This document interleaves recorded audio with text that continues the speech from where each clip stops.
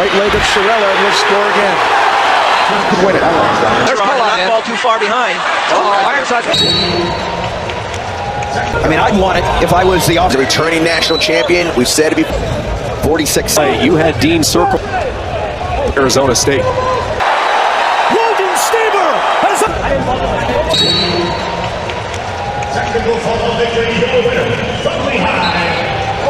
Back in that.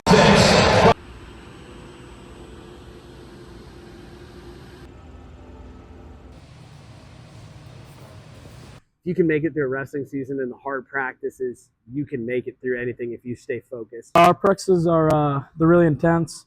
Usually we start out warming up a good long warm up, and then we go right into some intense drilling.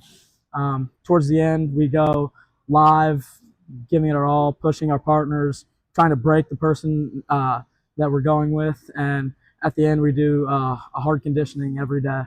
Practices during the season are a combination of conditioning, so some running, some sprints, interval type training, along with technique, learning new techniques, and then drilling it so that you can attempt to perfect the technique, and then learning the counter or the reaction to each move that you've learned.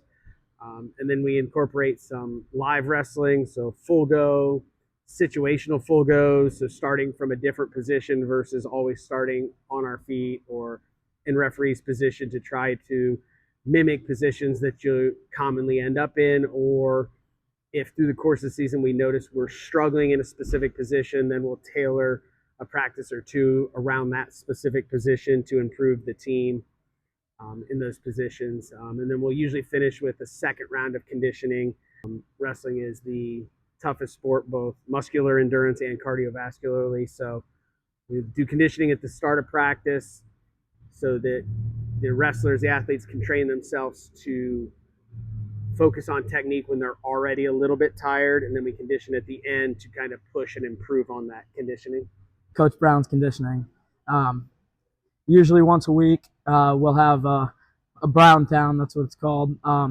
Basically, you're going to be pushed till you break or till you physically can't move anymore. A lot of times, it's the point where you think you can't go anymore and you push through it. That's where you get better the most. And so every time he comes in the room, it's special. So the off season's a little bit less about the conditioning aspect. We do some conditioning more for muscular endurance and to maintain cardio. It's going to come down a little bit when you're not going 5-6 days a week, but to maintain it so that they aren't starting from scratch when we roll into the next season. And then it's about slowing the pace of practice down a little bit and focusing on the smaller techniques as the wrestlers get more advanced moves, things like tilts that we may not spend a ton of time on in the season with a bunch of new wrestlers because there are some risks to those moves. But once they kind of grasp the basics, then we can spend more time in the off season fine tuning and adding more moves.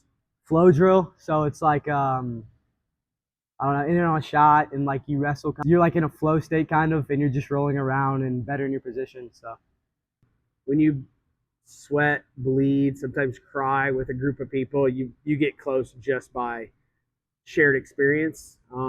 Season starts, they're all together almost all the time. Definitely like a community. We have a lot of fun.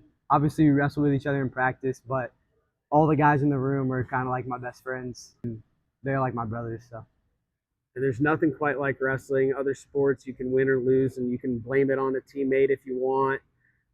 In wrestling, it's just you on the mat. You know if the effort you put in reasonably predicted the outcome of the match, and so do the rest of your teammates. They've been there. They know what that island is like after a loss and know that it's still a team win when you win.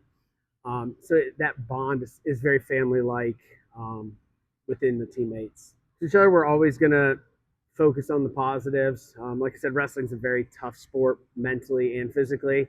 So we're going to shake hands with our opponent. We're going to shake hands with our opponent's coaches, win, lose, or draw.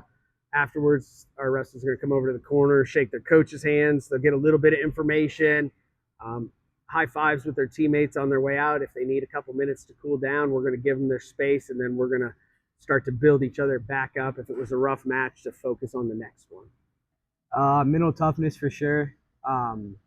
It's like the hardest thing I've ever done in my life by far, and it's not close. And it's just like it just makes you a better person all around. Obviously, wrestling teaches you, to like be a better athlete and like be in shape, but it's also like the mental toughness side is like you feel like you can do a lot. So wrestling teaches you, and it's taught me, you can accomplish anything. I wouldn't be where I am with my career if it wasn't for wrestling. You learn how to push through the really hard times, because life's not easy. We all experience tough times. If you just embrace it, it makes you not just a better wrestler, but a better person. We all make those mistakes and struggles, and it's not those struggles that define you. It's how you respond and what you do after those mistakes. And wrestling kind of teaches you to push through that and to find the positive and keep working towards it. Not only are you trying to get people involved so you have numbers and can improve, but you're also trying to teach people the love of the sport, which is sometimes difficult in a sport like wrestling because it's so difficult. Trying to teach somebody or show somebody that they can love to be uncomfortable or love to be miserable in a practice because it's so hard. And, but when you find those right people and they start having that enthusiasm, then it starts making it easy. At home, you really have to watch your diet. Dieting is a huge part of the sport. Every week you got to make weight, so just keeping your weight down, not ballooning up, is super important. But you also have to train off the mat. It's not just something when you get in the room you go hard. You go hard all the time. You got to do something outside, whether that's getting a run in after practice, whether that's working out in the mornings before school. Yeah, you just got to constantly stay working. We're going to spend more time on the mat, which is, I think, where any coach and any athlete really want to be. So I'm excited for it.